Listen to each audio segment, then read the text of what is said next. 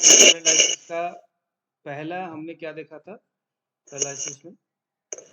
वह पेशेंट, सभी लोग कुलविंदर जी ऑडियो को बंद करिए, सब लोग ऑडियो बंद करना और ध्यान से सुनिएगा।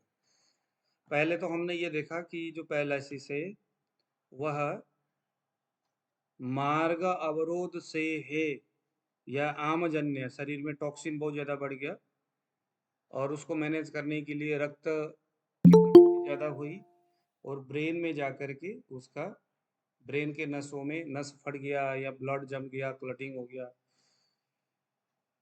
ऐसा तमाम बातें।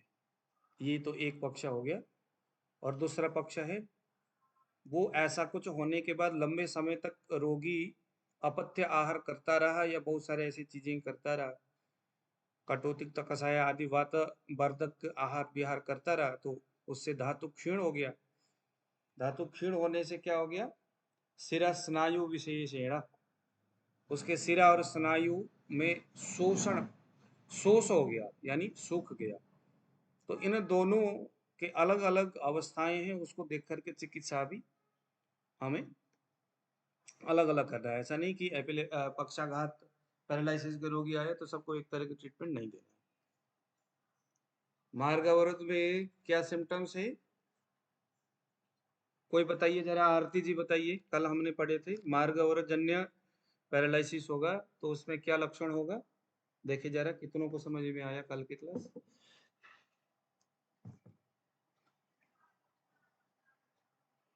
बताइए मेघा जी, आप बताइए जरा। सर शरीर में भारीपन होगा, उंगलियों हाथ टेढ़ी सी हो जाएंगी, हाथों और पैरों उंगलियों में सूजन होगा। हाँ, विशेष करके ना हाथ और पैर में थोड़ा सा भारीपन लगेगा, शरीर में भारीपन लगेगा, हाथ और पैर टेढ़े हो जाएंगे, मुड़ जाएगा। और प्रणाम सर जी। प्रणाम। ये सारे विशेष करके ये सिम्टम्स, वक्रता, हाथ भारी होगा, हस्तपाद स्तब्धता, वहां स्टिफनेस होगी हाथ और पैरों में, ये भी नोट कर लो, स्टिफनेस होगा। तो कल हम लोगों ने पैरालिसिस का जो ट्रीटमेंट है उसमें एक ही शब्द लिखा हुआ है, स्वेदनम स्नेह संयुक्तम पक्षाघात विरेचनम। स्वेदनम स्नेह संयुक्तम, तो जहां धातु क्षीण हो रहा है, मार्ग अवरोधजन्य नहीं है, जीर्ण पक्षाघात है, बहुत पुराना है, दुर्बल व्यक्ति है, वायु के लक्षण दिख रहा है। अच्छा, मार्ग अवरोध में एक और सिम्टम्स है, क्या है वो? शीत स्पर्श, वायु जो है शीत गुण से बड़ा हुआ है, तो ज्यादातर मार्ग अवरोध में ही ऐसा होता है। उसी शीत के वजह से स्तब्धता यानी उसमें स्टिफनेस दिखता है, एकदम अकड़न सा दिखता है, जकड़न सा दिखता है। तो ये, तो यहाँ क्या करना है मेघा जी बताइए जरा, अगर ऐसा है तो क्या चिकित्सा है? एरंड का बीज, उस बीज को लेना है, पानी में डाल करके रखना है या उबालना है, 12 घंटे तक उसको छोड़ देना, बाद में उसको कूट करके छिलका को उतारना है, अच्छी तरह से कूट लो, छोटे छोटे दाने बना लो, चावल के दाने जैसा, धूप में सुखा करके उसको रख लो। बाद में कम से कम भी 100-150 ग्राम या 200 ग्राम तक, या 100 ग्राम, 100-150 ग्राम तक उसको लेकर के पानी में थोड़ा सा उसको पकाना है, ड्राई, तेल वगैरह नहीं डालना। और एकदम जब बढ़िया सा ड्राई सा हो जाएगा, एकदम फ्राई हो जाएगा प्रॉपर तरीका से, तब उससे वहां पर क्या करना है, पोटली श्वेत करना है, हाथ में, पैरों में, पीठ में, जो उसका पॉइंट होगा वहां पर करना है। ये कहाँ करना है? मार्ग में। और अगर सिरा स्नायु विशेषस्य विशोषण, यानी सिरा और स्नायु में कमजोरी है, नसें कमजोर है, सूख चुका है, नसें क्या हो गया? सूख गया है, कमजोर हो गया, सूख रहा है, सिकुड़ रहा है, तब उस कंडीशन में क्या करना है? षष्टिशाली स्वेद करना है। तो वहां पर अब हमें अभ्यंग करना है। आम अवस्था में यानी मार्ग अवरोध में हमें तेल से मसाज नहीं करना है। धातु क्षय हो, सिरा स्नायु की कमजोरी हो, दीर्घ हो, समस्या बहुत पुराना हो, शरीर सूख रहा है, मतलब ऐसा होता है ना, पैरालिसिस हो गया, शरीर का कोई एक हिस्सा सूख जाता है ना, सूखता है कि नहीं सूखता मेघा जी? हाँ जी सर। लकवाग्रस्त जैसे आपने देखे होंगे कई लोगों के लकवा हो गया और हाथ सूख गया, छोटा हो जाता है एकदम, तो वो क्या है? शिरा स्नायु विशोषयित, यही शब्द है। प्रणाम गुरु जी। प्रणाम जी। तो वहां पर क्या करना है? वहां पर हमें षष्टिशाली श्वेत करना है। षष्टिशाली श्वेत में क्या डालना है? अश्वगंधा, शतावरी, बला, चावल, षष्ठी चावल, गाय का दूध, देसी गाय का घी, और यहाँ पर बहुत सारे और भी पंचेंद्रिय वर्धन तेल हो गया, बला तेल हो गया, सब कुछ डाल करके उसको अच्छी तरह से पका लो। और बढ़िया सा पहले तेल से बढ़िया सा अभ्यंग करो। अभ्यंग करने के बाद ये स्वेदन करना है, तो पोटली से स्वेदन करना है। सर जी शेर बला या बला अश्वगंधे? बला हो गया, अश्वगंधा, जो संतर्पण करता है ना, जो वायु क्षीण अवस्था के वायु को जो संतर्पण करता है, बल देता है, जो कफ को बढ़ाता है, मतलब हमें यहाँ कफ के परमाणुओं को बढ़ाना है, संतर्पण करना है। उष्ण स्निग्ध, तो क्या है? बला है, वात सामक, अश्वगंधा है, संतर्पण भी करता है, वात सामक भी है, शतावरी है, और षष्ठी चावल है, गाय का दूध है, पंचेंद्रिय वर्धन तेल है, बला तेल है, और आपका मास महामास तेल है। ये सभी क्या करता है? संतर्पण करता है। नारायण तेल क्या करता है? नारायण तेल, एरंड तेल, ये अपतर्पण करता है। जहाँ मार्ग अवरोध है वहां एरंड तेल, जैसे किसी के आम बात है और मसाज करने की जरूरत बन रही है, वैसे तो वहां नहीं करना है, लेकिन फिर भी कोई ऐसी आवश्यकता होती है तो एरंड तेल से वहां मसाज करना है, नारायण तेल से वहां मसाज करना है। तो ये भी देखना है, मसाज अगर करना है तो संतर्पण है या अपतर्पण है। तो स्वेदनम स्नेह संयुक्तम, ये कॉन्सेप्ट समझ में आया? स्वेदन करना है, तो स्वेदन में पत्र पुटली स्वेद करना है। अगर धातु क्षय है तो उसमें नाड़ी स्वेद करना है, यानी कुकर के अंदर प्रणाम जी, कुकर के अंदर अजवाइन डालो, हींग डालो, ऐसा कुछ डालो, पानी डालो, फिर स्टीम दे दो रोगी को बढ़िया से मसाज करके। बनी इस शब्द स्वेदनम स्नेह संयुक्तम। अब आ गया दूसरे नंबर में पक्षाघाते विरेचन। अब यह जो विरेचन है, अच्छा, स्नेहन के लिए, स्वेदन और स्नेहन के लिए हमें सिर में आस्थापन वस्ती भी दे सकते, सिरो वस्ती भी दे सकते।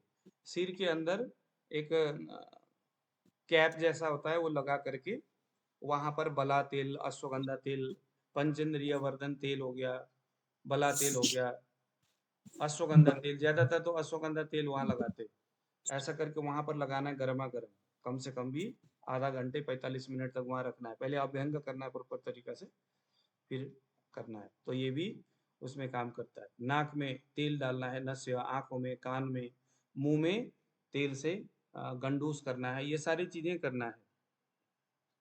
इससे क्या हो जाएगा? स्नेहन होगा, उन वो अवशोषित जो नाड़ी है, जो नसें हैं, उसमें स्नेहन हो जाएगा, और वहां पर वायु जो अवशोषित अवस्था में है उसको क्या करेगा? ये उसको संतर्पण करेगा, उन नसों को बल देगा, और वहां फिर अब गति होना शुरू हो जाएगा। जब आप अभ्यंग करोगे तो अभ्यंग करने से गति शुरू हो जाती है, ब्लड सर्कुलेशन होना शुरू हो जाएगा। तो ये बहुत अच्छा विचार है। अब दूसरा है स्नेह युक्तम विरेचनम। अब यहाँ हमें विरेचन देना है, तो विरेचन जो है, जो नस्य कर्म है ना, वो भी सिरो विरेचन, और मलद्वार से जो मलद्वार से जो हम लेट्रिन कराते हैं बहुत ज्यादा अधिक मात्रा में, वह भी एक तरह के विरेचन है।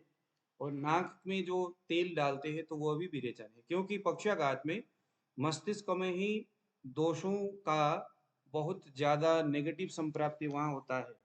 तो यहाँ जो स्नेह संयुक्तम विरेचन में जो शब्द आया है, वो सिर्फ विरेचन का मतलब मलद्वार से निकलने वाली लूज मोशन वाली दवाइयां हैं, ऐसा नहीं सोचना है।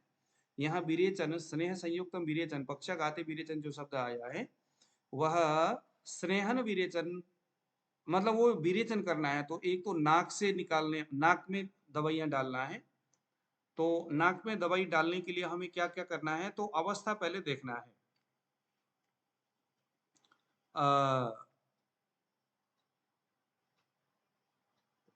क्या करना है, उसमें विरेचन करना है। तो अब वहां पर क्या क्या कंडीशन है, मान लीजिए कि कोई रोगी है और उसके ब्रेन में ना ब्लॉकेज हो रहा है। अच्छा आप ये बताओ, किसी व्यक्ति का ब्लड जब गाढ़ा होता है तो ये ब्लड गाढ़ा कफ की वजह से होता है या पित्त की वजह से होता है? कब की वजह से? कफ की वजह से ब्लड ब्लड गाढ़ा होता है। जैसे डायबिटीज वाले बोलते हैं ना, ब्लड थिनर लेने की जरूरत होती है। तो अगर कोई ब्लड थिनर ले रहा है, इसका मतलब क्या है, तो वो वहां कफ का प्रभाव उसमें बहुत ज्यादा हो रहा है ना। और पित्त क्या करता है, ब्लड के घनत्व को कम करता है।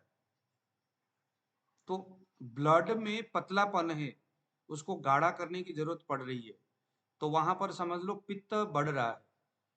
और किसी का ब्लड गाढ़ा है और उसको पतला करने की जरूरत पड़ रही है, तो वहां कफ बढ़ रहा है। हालांकि कभी कभी ये भी होता है कि भैया जो पित्त है उसमें भी तो द्रव है ना, जल महाभूत है। उस जल महाभूत में यानी पित्त के अंदर भी जो जल है, उसमें भी अगर रुक्ष गुण से पित्त बढ़ा हुआ है, तो वह रुक्ष गुण प्रधान पित्त अपने जो द्रव है, यानी अग्नि प्लस रुक्ष तो बढ़ जाएगा, लेकिन जल प्लस स्निग्ध, यानी पित्त जो है वो स्निग्ध भी है, द्रव भी है ना। पित्त स्निग्ध है ना, सस्नेहम उष्णम तीक्ष्णम च, द्रवम अम्लम सरम कटु, पित्त ये है, तो द्रव भी है, स्नेह स्निग्ध भी है। तो जो पित्त है ना, उसमें दोनों ही क्वालिटी है। मतलब पित्त अगर चाहे रुक्ष गुण से, मतलब जल महाभूत कम हो गया, तो जब जल में जो घनत्व है वो अगर कम हो जाएगा, रुक्षता बढ़ेगी। तो रुक्ष किससे बढ़ेगा, अग्नि से बढ़ेगा, अग्नि में रुक्ष गुण है ना। तो क्या हो जाएगा, अपने ही जल को सुखा करके गाढ़ा कर देगा। तो उस जल में जो यानी ब्लड में मिला हुआ रुक्ष गुण प्रधान जो पित्त है, वह भी ब्लड को क्या कर देगा, गाढ़ा कर देगा। ये भी ध्यान देना है। मतलब किसी को ब्लड पतला करने वाली दवाई दे रहे हैं, तो ये नहीं ध्यान देना कि ब्लड गाढ़ा है तो सिर्फ कफ से होता है, ऐसा नहीं। जल पित्त में भी जो जल है, रुक्षता अगर बढ़ गई, उसमें जल तत्व है ही नहीं, सिर्फ अग्नि और रुक्ष गुण ही उसमें बहुत ज्यादा बढ़ा हुआ है। तो अपने ही द्रवता को सुखाएगा और उसमें घनता यानी कि उसमें गाढ़ापन पैदा करेगा। तो ऐसे में उस गाढ़ापन को पतला करने के लिए हमें पित्त के ऊपर ही काम करना होगा। तो वहां फिर कफ शामक या उष्ण तीक्ष्ण ऐसे दवाई दोगे, तब फिर गड़बड़ हो जाएगा, क्योंकि वह तो रुक्षता और उष्णता के ही कारण से पित्त के द्रव को गाढ़ा कर रहा है, तो वहां उष्ण आदि नहीं देना है। अभी आपको मैं एक ब्लड थिनर के रूप में प्रयोग किए जाने वाले कुछ दवाई बताऊंगा, लेकिन वो उसको प्रयोग करते वक्त इन बातों को जरूर ध्यान देना है ना। तो देखिए जरा, अगर किसी के, अब आप लोग नोट करिए इसको, एक अवस्था है जिसको हम बोलते हैं सेरेब्रल थ्रोम्बोसिस। सेरेब्रल थ्रोम्बोसिस जैसी अवस्थाएं अगर हैं, तो यहाँ हमें क्या करना होगा, डिटॉक्सिफिकेशन करना होगा। ब्रेन के अंदर उसको डिटॉक्स करना है, उसका शोधन करना है, उसकी सफाई करनी है। तो सफाई करना है, इसका मतलब क्या है, यानी थ्रोम्बोसिस होने का मतलब है वहां कहीं ना कहीं तो आवरण है, रुकावट है, धातु क्षय तो है, लेकिन फिर भी उसमें, जैसे आयुर्वेद में हम बोलते हैं ना, संग संग संग का मतलब क्या है, आवरण। नोट करिए, संग इज इक्वल टू आवरण। जैसे मैंने उस दिन बताया था कि ये कैसे पता चलेगा। एक पेशेंट आया, वो बोलता है सर मेरे फैटी लीवर हो रहा है, लेकिन मेरे को यूरिन नहीं आता। फैटी लीवर हो रहा है यानी लीवर का साइज तो बढ़ रहा है, लेकिन मूत्रकृच्छ भी हो रहा है। अब देखो ये कैसे संभव है कि शरीर का एक भाग में तो वृद्धि हो रहा है, यानी चीजें बढ़ रहा है, और दूसरे भाग में क्षय हो रहा है, कमजोरी आ रही है, चीजें कम हो रहा है, यानी यूरिन नहीं बन रहा है और यूरिन नीचे नहीं जा रहा है। तो इस अवस्था को ही हम आयुर्वेद में क्या बोलते हैं? संग बोलते हैं। इसी को मार्ग अवरोध बोलते हैं। अवरोध हो जाना, संग होना यानी अवरोध होना। एक कमजोर पक्ष एक दूसरे बलवान पक्ष के साथ जब मिल जाता है तो जो बलवान है वो उस कमजोर को दबा देगा। तो ये दोनों के गुत्थम गुत्थी में बॉडी के अंदर ये दो अलग अलग बातें होना शुरू हो जाएगा। अब यहाँ ट्रीटमेंट करते वक्त कितनी सावधानी बरतनी पड़ती है देखो। मतलब मूत्रकृच्छ के दवाई अगर दोगे तो लीवर की स्थितियों में गड़बड़ी हो जाएगा। और मूत्रकृच्छ को लीवर को सुखाने वाली, लीवर के साइज को कम करने के लिए क्या देना होगा? जरूर वहां अवशोषण करने वाली, है ना, शोषण करने वाली उस तरह की दवाई देना होगा। लेकिन शोषण करने वाली दवाई यूरिन को और सुखा देगा। तो इस अवस्था को हम क्या बोलते हैं? आवरण बोलते हैं। इसी को आयुर्वेद एक शब्द देता है जिसका नाम है संग। तो ऐसी अवस्था अगर है तो जिस जगह में, जिस शरीर के जिस हिस्से में संग हो रहा है उस हिस्से को शोधन यानी उसको सफाई करनी होगी। जहां ब्लॉकेज हो रहा है कहीं तो है ना, जैसे आप मान लीजिए एक पानी का पाइप है, उस पाइप के बीच में अगर आप उंगली से प्रेस कर दोगे तो क्या हो जाएगा? पाइप के एक साइड में तो पानी लबालब भरेगा और दूसरा साइड एकदम खाली हो जाएगा, पिचक जाएगा। होगा ना ऐसे? तो हमारी बेसिकली अब इसमें चिकित्सा क्या है? जो उंगली दबाया है उसको हटाना है और उसको थोड़ा सा मसाज करना है, क्योंकि दबाने से वो पिचक गया होगा। उंगली को हटा देना है और उसमें हल्की सी क्या करना है, थोड़ा सा उसको ऐसे करके रफ करना है, तो उससे उसके साइज एकदम बढ़िया हो जाएगा। तो इसी को आयुर्वेद बोलता है शोधन। शोधन जो शब्द है वो इसी कंडीशन को ख्याल में रख करके हुआ है। इसी को हम बोलते शोधन। तो देखिए जरा शोधन में हम यहाँ क्या क्या कर रहे हैं। दशमूल नोट करिए जरा। दशमूल क्वाथ, मांस बलादि क्वाथ और हिंगु सैंधव, हिंगु सैंधव प्रक्षेप, ये तीन चीज लिखिए। सबसे पहले देखते हैं हिंगु सैंधव। अब हिंगु, हिंगु यानी हिंग, हिंग के पानी थोड़ा सा सेंधा नमक में डाल दो, दोनों को मिला लो और नाक में 3-3 बूंद टपका दो। ये क्या करेगा? ब्रेन के उस हिस्से जहां पर कोई चीज अटका पड़ा है, सूखा पड़ा हुआ है, क्लॉटिंग हुआ है, जिन्हें हम कहते हैं ना ब्रेन में ब्लड का क्लॉटिंग हो गया है, तो उस क्लॉटिंग में ये क्या करेगा? उसको पिघला देगा, क्योंकि यह तीक्ष्ण है, उष्ण है, उसको पिघला देगा। तो जहां आपको लगता है कि ब्रेन में क्लॉटिंग हुआ है और कहीं ना कहीं इसमें कफ की अनुभूति शरीर में दिख रहा है, क्योंकि हिंगु सैंधव आदि कैसा है? पित्त को बढ़ाने वाला है, कफ के मान को कम करने वाला है। तो उसको द्रवीभूत करने के लिए, उसको लिक्विड फॉर्म में कन्वर्ट करने के लिए हमें क्या करना है? हिंगु सैंधव, हींग के पानी, थोड़ा सा एक पानी, उसमें सेंधा नमक में पानी डालो, उसमें थोड़ा सा हींग डाल दो, अच्छी तरह से मिक्स करो और रोगी के नाक में डाल दो।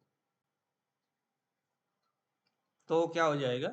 ये अत्याधिक तीक्ष्ण गुण प्रदान ये जो द्रव्य है उस पॉइंट में पहुंचेगा जहां पर क्लटिंग हुआ है और जा करके उसको द्रवीभूत यानी लिक्विड फॉर्म में कन्वर्ट कर देगा। उसको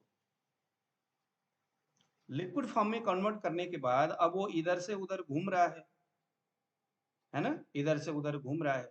तो उसके बाद एक दवाई आता है दशमूल क्वाथ। दशमूल क्वाथ, अब ये दशमूल जब नस्य देना है तो हमें खुद दशमूल का जड़ी बूटियां सब ले आना है, ले करके रखना है, उसके काढ़ा बनाना है और नाक में टपका देना है। अब ये क्या करेगा? दशमूल आप हम सब लोग जानते हैं ये शोथक है, स्वेलिंग को ठीक करता है। अनुलोमक, ये अनुलोमन करता है, यानी स्रोतसों से बाहर खींच करके निकाल देता है। शोथग्न है, अनुलोमक है और वातशामक है।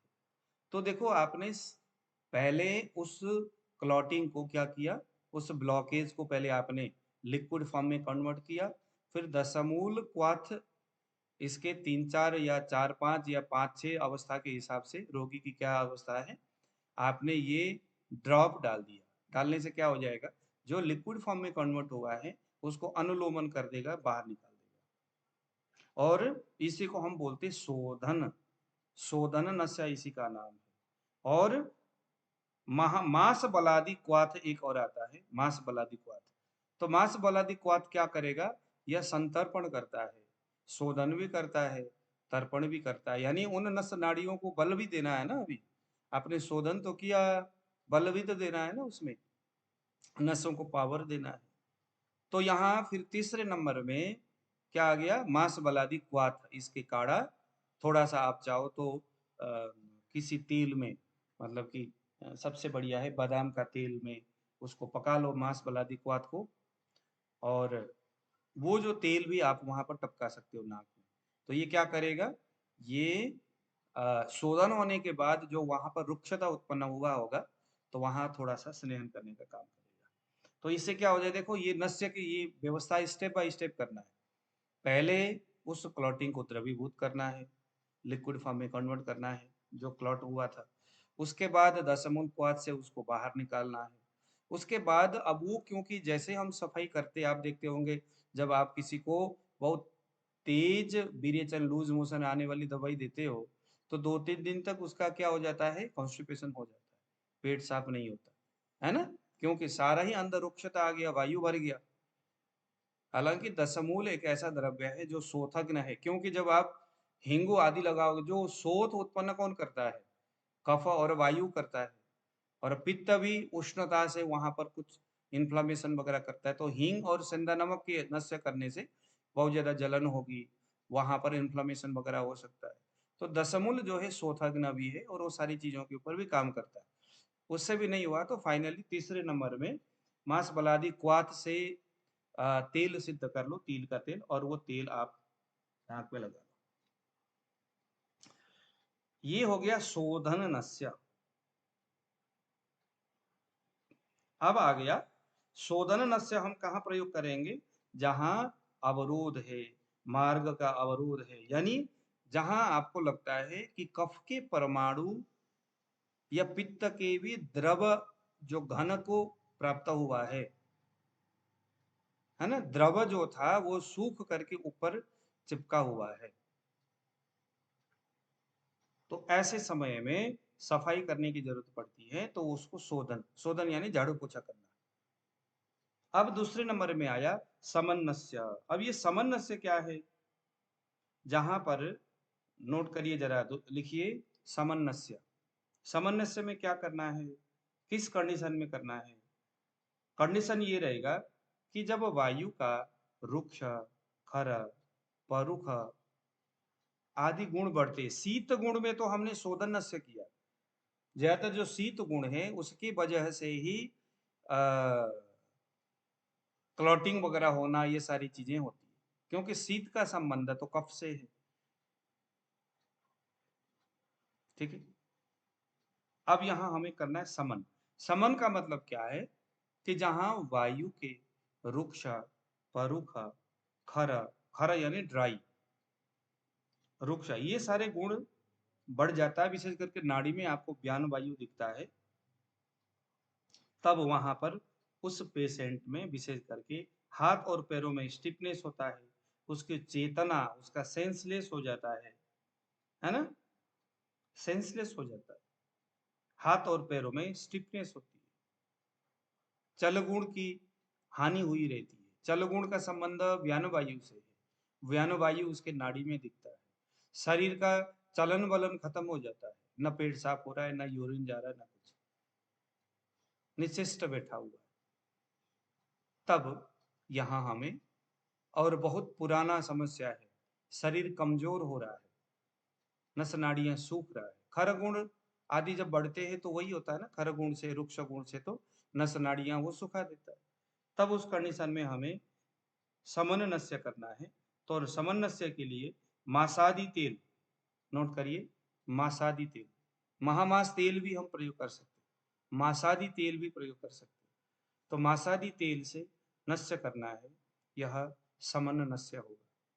और उससे भी और आगे और डेंजर कंडीशन है, पता नहीं कितने साल पुराना लकवा है, शरीर वाकई में बहुत ज्यादा कमजोर हो गया है, आंखें ढंग से नहीं दिख रहा है, आंख से मतलब इंद्रियों की जो कार्य व्यवस्थाएं वो खत्म हो गया है, आंख ढंग से देख नहीं रहा है, कान ढंग से सुन नहीं रहा है, नाक से गंध का आस्वादन नहीं हो रहा है, स्वाद टेस्टलेस हो रहा है, वायु रुक्ष परुख आदि गुण बहुत खतरनाक बढ़ गया है।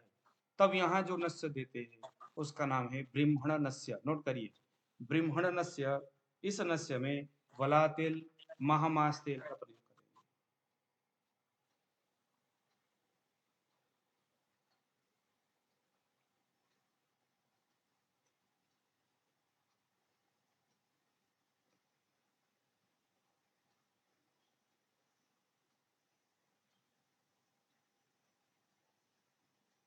ठीक है, अब ये हमने नस्य तो हमने कर लिया। नस्य के रूप में हम अवस्था के हिसाब से धन्वंतरी तेल, बला तेल, प्रसारिणी तेल, इन तेलों का भी हम यहाँ पर प्रयोग कर सकते हैं। सबसे बढ़िया है शिरा स्नायु, अगर उसके नस नाड़ी सूख रहा है तो एक तेल जिसका प्रयोग अत्यधिक मात्रा में होता है, पंचेंद्रिय वर्धन तेल।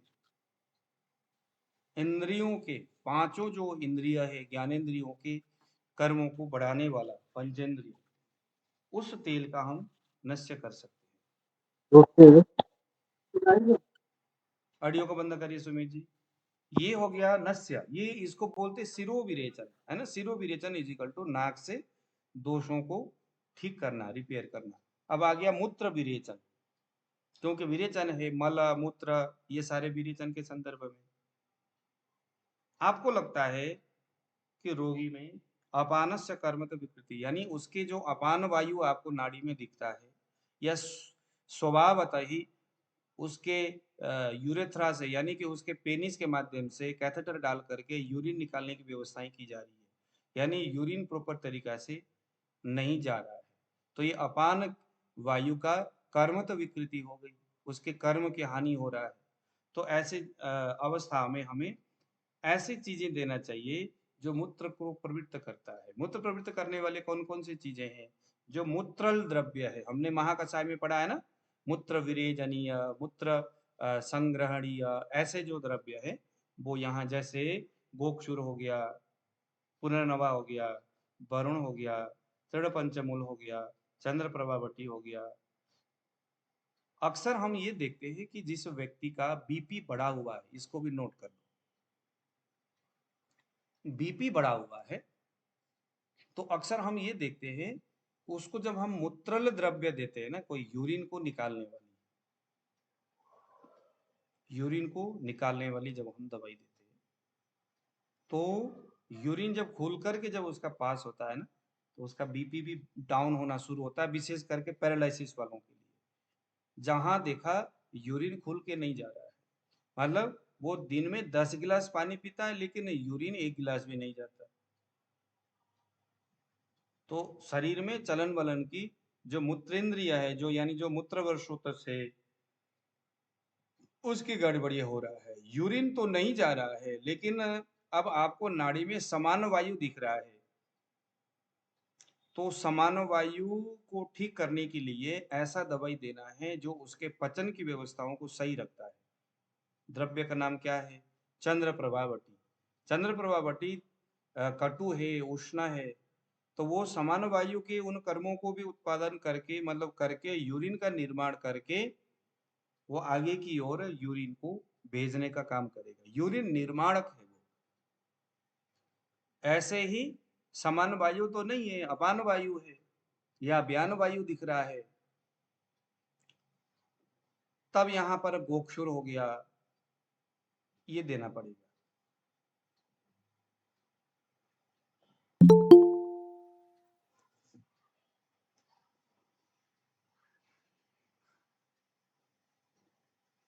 पुनर्नवा, पुनर्नवा कब देना है? एक दवाई है पुनर्नवादि मंडूर, कब देना है? हम कहते हैं ना पुनर्नवा मूत्रल है। पुनर्नवा तब बहुत अच्छा काम करता है जब किसी के शरीर में पित्त बढ़ा है द्रव गुण से। नोट करिए जरा, एग्जैक्टली पुनर्नवा कहाँ काम करता है? पूर्णवादी मंडूर, पित्त बढ़ा है द्रव गुण से या कफ बढ़ा है द्रव गुण से, लेकिन वह जो द्रव है मूत्र उदावर्त हो रहा है, मूत्र उदावर्त हो रहा है, यानी मूत्र प्रॉपर नहीं जा रहा है, शरीर में फैल रहा है और शरीर में शोथ उत्पन्न हो रहा है, स्वेलिंग। स्वेलिंग हो रहा है, इसका मतलब क्या है? जैसे जो किडनी डायलिसिस करने जैसी अवस्थाएं आती है ना, जहां पर पूरे शरीर में पानी भर जाता है, यानी वह जो मूत्र है वो नीचे न जा करके ऊपर की ओर जाना शुरू करता है, पूरे शरीर में फैल जाता है, डायलिसिस करने जैसी अवस्थाएं आती है। वहां पर पूर्णवादी मंडूर इसीलिए दी जाती है क्योंकि वह मंडूर उस पित्त या कफ के द्रव को जला करके, पका करके उसमें रुक्षता को पैदा करेगा, रुक्षता को पैदा करेगा और अग्नि महाभूत प्रधान रुक्ष गुण से युक्त अग्नि महाभूत को उत्पादन करके वह रुक्षता से अपने ही पास में स्थित जो द्रव है उसके परमाणुओं को सुखाना, एब्जॉर्प्शन करना शुरू करेगा। बेसिकली पुनर्नवा मूत्रल नहीं है, यह उन द्रव्य के द्रव के परमाणुओं को रुक्षता में कन्वर्ट करके, यानी कि ये बाईपास होकर के रुक्षता पैदा करके, ये ऐसा ही है जैसे आपने बगल में कोई एक चीज रखा, जैसे मान लीजिए हीटर रखा और आप सामने से हाथ सेक रहे हो, थोड़ी देर में हीटर क्या करेगा? अपने रुक्षता से हाथ में स्थित जो पानी है सुखा करके ड्राइनेस पैदा करेगा, फिर हाथ जब रफ करते हो तो खटकर कर कर करके आवाज आता है, पूरी तरह से सुखा देने वाले कैपेसिटी। तो पुनर्नवादी या पुनर्नवा का भी काम ऐसा ही है। फिर हमें लगता है कि यह यूरिन को निकालता है। बेसिकली यूरिन निकालने के लिए गोक्षुर, वरुण, ये जो द्रव्य है वो यूरिन को बाहर निकालने वाला है। यह द्रव को बढ़ा करके, यानी मूत्र को बढ़ा करके निर्माण करके उसको इतना भर देगा और नीचे की ओर गति करेगा, अपान वायु को बोलेगा चल बाहर निकाल। तो निर्माण करके उसको बाहर निकालना, ये गोक्षुर हो गया। इन द्रव्यों के बारे में भी थोड़ा सा जानना चाहिए, है ना, कौन सा जड़ी बूटी शरीर में किस तरह से काम करता है। तो इसीलिए देखना, जिस किसी को भी किडनी में मतलब डायबिटीज हो, इनको अगर डायलिसिस करने की जैसी अवस्थाएं आ रहा है, पूर्णवाद मंडूर जब आप देते हो तो बहुत अच्छा काम करता है, लेकिन दवाई अंदर किस तरह से, किस रूप से काम कर रहा है वो जानना जरूरी है। तो यहाँ पर मूत्र विरेचन के संदर्भ में हमें यह देखना है कि पैरालिसिस है रोगी के शरीर में, अगर यूरिन बहुत ज्यादा बढ़ रहा है, मतलब यूरिन बाहर नहीं जा रहा है, उदावर्त हो रहा है, शरीर में पानी भर रहा है, जगह जगह शोथ यानी स्वेलिंग हो रहा है, तब पुनर्नवादी मंडूर देना। शोथ तो नहीं हो रहा है, सूजन नहीं हो रहा है, लेकिन यूरिन रुक रहा है, तब वहां समान वायु दिख रहा है, तब आपको वहां पर चंद्र प्रभावटी देना है। समान वायु तो नहीं दिख रहा है, अपन दिख रहा है, यूरिन खुल के नहीं जा रहा है, तब गोक्षुर हो गया, वरुण हो गया, चंदनादि चूर्ण हो गया, ये सारी चीजें आपने देना है। पंच तृणमूल ऐसा करके भी आता है, कुश काश, ये सारी चीजों से बनता है, तो उसको देना है। गन्ने का जूस, ये क्या करेगा? ये यूरिन का निर्माण करेगा, द्रव को उत्पादन करेगा, लेकिन जहां स्वेलिंग हो रहा है, जहां यूरिन रुका हुआ, जैसे डायलिसिस जैसी अवस्था है, यूरिन पास नहीं हो रहा है, शरीर में शोथ उत्पन्न हो रहा है, तब क्या हो गया? द्रव गुण की वृद्धि हो रही है, तब यहाँ पर चंद्र आपका गोक्षुर हो गया, पुनः क्या नाम है आपका, गन्ने हो गया, पंच तृणमूल हो गया, इसका उपयोग यहाँ नहीं होगा। क्यों नहीं होगा? क्योंकि यह सभी द्रव को बढ़ाएगा, तो उसके शोथ की अवस्थाएं और ज्यादा बढ़ेगी। आ रहा समझ में? तो वहां हमें कैसे देना चाहिए? ऐसा दवाई जो रुक्ष गुण से उस द्रव में रुक्षता को पैदा करे, यानी उस पित्त में जल की जगह में अग्नि, रुक्ष गुण प्रधान अग्नि को बढ़ा दे। तो इस लेवल में अगर आप सोच रखते हो द्रव्य के ऊपर, अवस्था को जान करके आप करो तो वो अच्छा काम करेगा। तो पैरालिसिस में यह मूत्रल है, अवस्था को ध्यान में रखो और यूरिन मूत्र विरेचन इस तरह की दवाइयां आप दे दो। तो अगर आप इस तरह से देते हो तो निश्चित तौर पर बीपी भी क्या हो जाएगा? कंट्रोल हो जाएगा। बीपी को डाउन करने के लिए दूसरा है मल का विरेचन, मूत्र विरेचन या मल विरेचन या वमन। मतलब बीपी अगर किसी का हाई होता है ना, तो यूं लगा लो कि उसको शोधन तो करना ही करना है। या तो मल बड़ा है या मूत्र बड़ा है, या तो शरीर में कहीं ना कहीं टॉक्सिन बड़ा हुआ है। तो जैसे हम लोग क्या हो गया जी, ब्लड प्रेशर हाई हो गया, क्या दवाई खाए? तो फलाना खाओ, ढिमकाना खाओ कहते रहते। तो वो समन कर्म करने वाली जो दवाइयां होता है, वो खाओ खाओ खाते रहो, एक दिन शरीर को लगता है कि अच्छा हमारे बड़ी भी देखो। अच्छा एक चीज मैंने देखा, अभी मेरे पास ना एक चीज, चलो मैं उसकी बात नहीं करूंगा, मैं अपनी बात करूंगा एग्जाम्पल के लिए, लेकिन मेरे को ऐसा नहीं हुआ है, आपको ताकि समझा सकूं। मेरे को पहले पेट में बहुत ज्यादा दर्द होना शुरू हुआ, बहुत ज्यादा गैस बना, बहुत ज्यादा मतलब ऐसी चीजें हुई। फिर मैंने लघु सूत शेखर खाया, सुबह इतना मल बंद करके बड़ा बहुत बढ़िया पेट साफ हो गया, मजा आ गया। लघु सूत शेखर खा लिया, बड़ा शरीर में हल्कापन लग रहा है, बहुत अच्छा लगता है फिर। लेकिन मैंने उसी दिन जब सुबह मल प्रवृत्ति हुई, तो मैंने बहुत सारी चीजें खाया, अपथ्य आहार किया, ये खाया वो खाया, क्योंकि भूख लग गया है ना। मल प्रवृत्ति अच्छी हुई, सारा टॉक्सिन बाहर आ गया, भूख लगना शुरू हुआ। फिर मैंने क्या है जो मिल गया किचन में उठा करके, नमकीन हो गया, चिवड़ा हो गया, बिस्कुट हो गया, हैंड हो गया, क्यों भूख लगा था। तो मैंने बहुत सारी चीजें खा लिया भूख के चक्कर में। खाने के बाद फिर जैसा था वैसा ही हो गया, स्थिति वैसे ही हो गई। फिर मैंने वो दवाई खाया, अब उस दवाई का कोई अता पता ही नहीं है। जो मुझे आज सुबह बेनिफिट दिखा, वो बेनिफिट मुझे दूसरे दिन नहीं दिखा।